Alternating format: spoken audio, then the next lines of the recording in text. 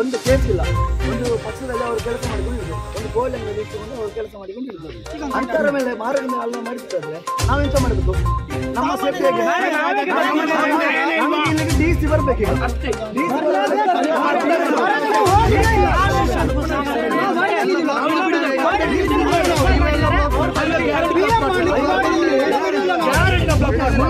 ಅವನು ಮಸೂದ್ ಅಂತ ಎಂತ ಗೊತ್ತಿಲ್ಲ ನಮಗೆ.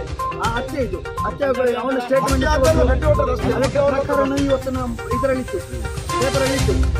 ಯಾಕೆ ಈಗ ಪ್ರಕರಣ ನಾವು ಕೊಡ್ತೇನೆ ಅಂತ ಉತ್ತರ ಕೊಡ್ತೇನೆ ಅಂತ ಅವ್ರು ಹೇಳಿದ್ರು. ಇವತ್ತು ಕೊಟ್ಟು ಬಿಟ್ಟರಲ್ಲ ಅವರು. ಇವತ್ತಿನ ಪೇಪರ್ ಅವರು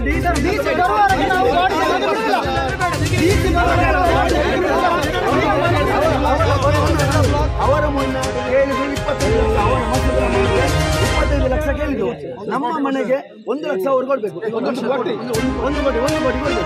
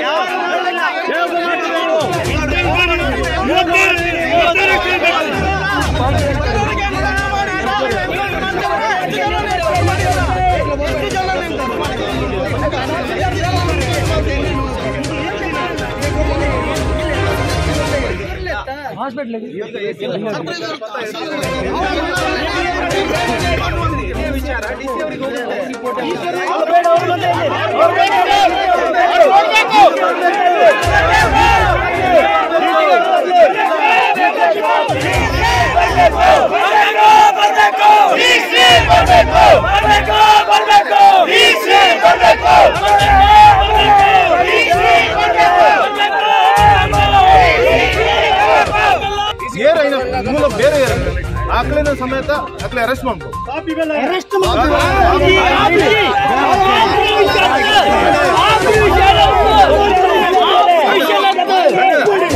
ಅಣ್ಣ ಹಿಂದೂ ಸಮಾಜ ತಾಕತ್ತಿನ ಸಮಾಜ ನಂಗಲಿಲ್ಲ ಎಂಗ್ಲು ಎರಡು ಕಾಸು ನಟ್ಟು ಕೊಟ್ಟು ಹಿಂದೂ ಸಮಾಜನೇ ನಟ್ಟು ಆ ಪ್ರವೀಣರ ಕುಟುಂಬವು ನಮ್ಮ ಏತನ ಆತ ನಮ್ಮ